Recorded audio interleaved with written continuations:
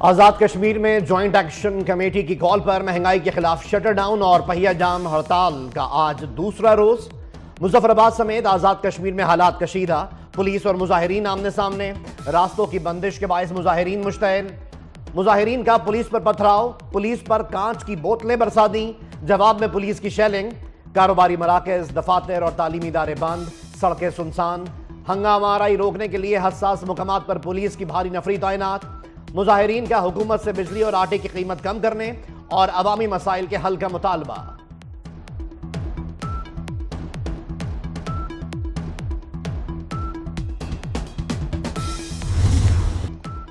سعودی عرب کے تعاون سے معاشی انقلاب لا سکتے ہیں۔ سعودی ولی عہد محمد بن سلمان پاکستان سے تعلقات میں انتہائی مخلص ہیں۔ وزیر اعظم کا سعودی ٹیلی ویژن کو انٹرویو۔ شہباز شریف نے کہا سعودی ولی عہد کی پالیسیاں مجھ سمیت تمام لیڈرز کے لیے مشعل راہ ہیں۔ پاکستان اور سعودی عرب کے تعلقات کی دنیا میں مثال نہیں ملتی۔ مختلف شعبوں میں اصلاحات کے بغیر پاکستان ترقی نہیں کر سکتا۔ کویت، قطر، UAE اور ترکیہ بھی IT اور سرمایہ کاری کے شعبوں میں پارٹنر بن سکتے ہیں۔ چین ہمارا عظیم دوست ہے، وہ بھی اس میں پارٹنر بن سکتا ہے۔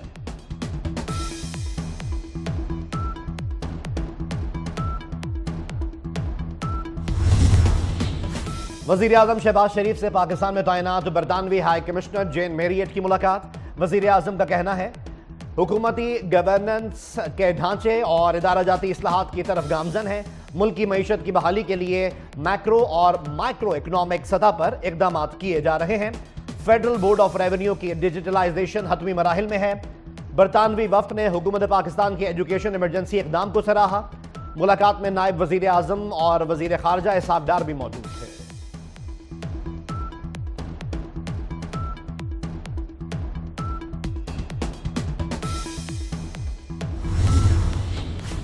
سلطان اذلان شاہ ہاکی ٹورنامنٹ میں پاکستان ناقابل شکست۔ ایونٹ کا فائنل ٹاکرا آج پاکستان اور جاپان کے درمیان ہوگا۔ میچ شام 5:30 بجے ملیشیا کے شہر ایپو میں کھیلا جائے گا۔ پاکستان نے 13 سال بعد ایونٹ کے فائنل کے لیے کوالیفائی کیا ہے۔ پاکستان نے ایونٹ میں 5 میچز کھیلے، 3 میں کامیابی حاصل کی۔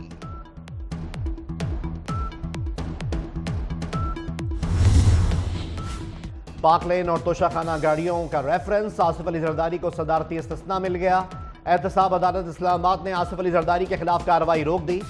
عدالت نے صدر مملکت کی نیب کیسز میں صدارتی استثناء کی درخواستوں کا تحریری فیصلہ جاری کر دیا۔ عدالت نے فیصلے میں کہا جب تک آصف زرداری صدر ہیں ان کے خلاف کیسز کی کارروائی آگے نہیں بڑھ سکتی۔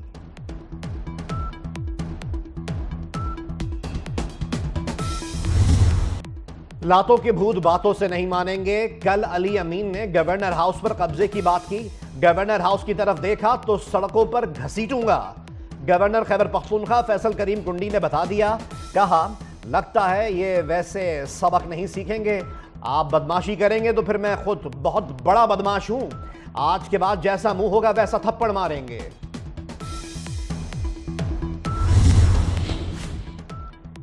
پارٹی پالیسی کے خلاف بیان کیوں دیا؟ PTI کا شیر افضل مروت کو شو کاز نوٹس، 3 روز میں جواب طلب۔ نوٹس میں کہا گیا کہ شیر افضل کے بیانات سے پارٹی کی ساکھ کو نقصان پہنچا، مطمئن کریں ورنہ پارٹی بھی ڈسپلن کے تحت کارروائی کے لیے تیار ہیں۔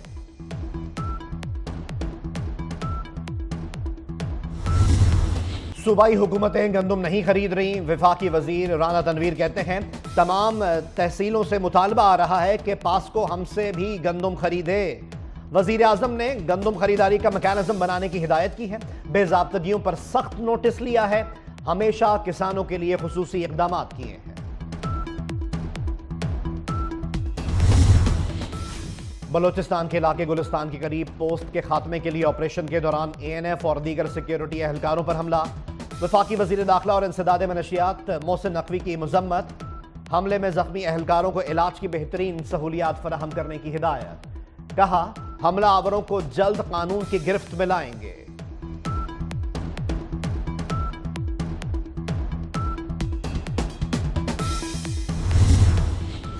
آئی کیوب قمر کے کامیاب لانچ کے بعد پاکستان ایک اور سیٹلائٹ خلا میں بھیجے گا۔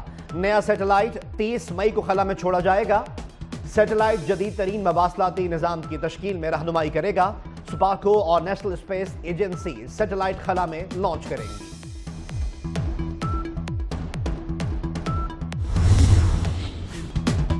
अक़वाम मुत्तहिदा की जनरल असम्बली में फ़लस्तीन को मुकम्मल रुकन बनाने की करारदाद मंजूर।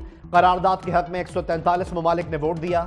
इसराइली सफ़ीर करारदाद की मंजूरी पर सीख पा। आलमी फोरम पर हजीमत और शर्मिंदगी का सामना। इसराइली सफ़ीर ने अक़वाम मुत्तहिदा का चार्टर टुकड़े टुकड़े कर दिया। इसराइली सफ़ीर जिलाद एर्डन तकरीर के लिए आए तो पेपर श्रेडर भी साथ लाए। इसराइली सफ़ीर का कहना था कि फ़लस्तीन को रुकनियत देने का मतलब अक़वाम मुत्तहिदा के चार्टर को टुकड़े टुकड़े कर देना है। मशरक़ी रफ़ा में हमास के जंगजुओं और इसराइली फोर्सेस में शदीद लड़ाई। दर्जनों फ़लस्तीनी शहीद और ज़ख्मी हो गए। इसराइली फ़ौज की जानिब से रफ़ा शहर का मुहासरा। जंगी तैयारों और तोपखाने के जरिए अल ज़बेदा और जबालिया कैंप में घरों पर बमबारी। हमले में कम अज कम 10 फ़लस्तीनी शहीद, मुतादिद ज़ख्मी। जबालिया कैंप पर छापे के दौरान एक मकामी सहाफ़ी अपनी बीवी और बेटे समेत मारा गया।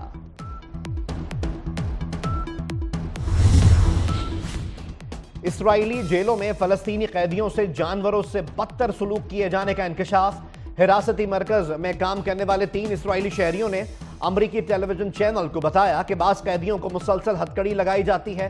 हथकड़ी की वजह से ऐसे जख्म आए कि इनके हाथ काटने पड़ गए। रिपोर्ट के मुताबिक एक इसराइली शहरी ने इन कैदियों की तस्वीर भी जारी कर दी है।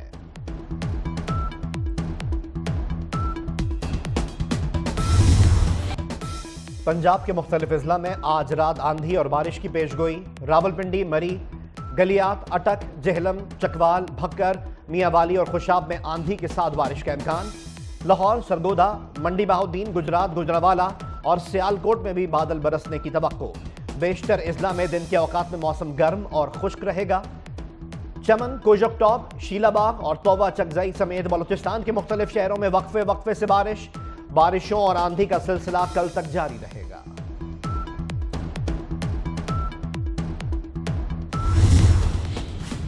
अफगान सूबे बगलान में तूफानी बारिश और सैलाब ने तबाही मचा दी।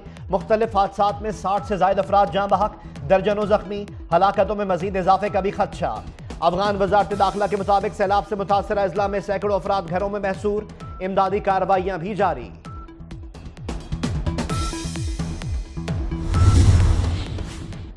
चेयरमैन पीसीबी डबलिन पहुंच गए। Mohsin Naqvi Irish cricket board हुक्काम और हुकूमती ओहदेदारों से मिलेंगे। उधर फास्ट बॉलर मोहम्मद आमिर ने आयरलैंड में कौमी टीम को ज्वाइन कर लिया। मोहम्मद आमिर आयरलैंड के खिलाफ बकिया 2 T20 मैचेस के लिए कौमी टीम को दस्तयाब होंगे। 3 T20 मैचेस की सीरीज में आयरलैंड को 1-0 की बढ़तरी हासिल है।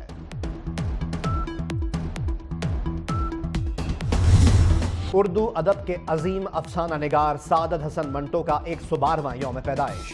मंटो की तहारीर आज भी ज़ौक़ व शौक़ से पढ़ी जाती हैं। उनके बेहतरीन अफसानों में टोबा टेक सिंह, खोल दो, यजीद, मूतरी और दीगर काबिल ज़िक्र हैं। और मौला जट के नूरी नथ 84 साल के हो गए। अदाकार मुस्तफ़ा कुरैशी को मद्दाहों की तरफ से सालगिरह मुबारक के पैगामात। 600 से ज़ायद पंजाबी, उर्दू और सिंधी फिल्म्स में अदाकारी के जौहर दिखाए।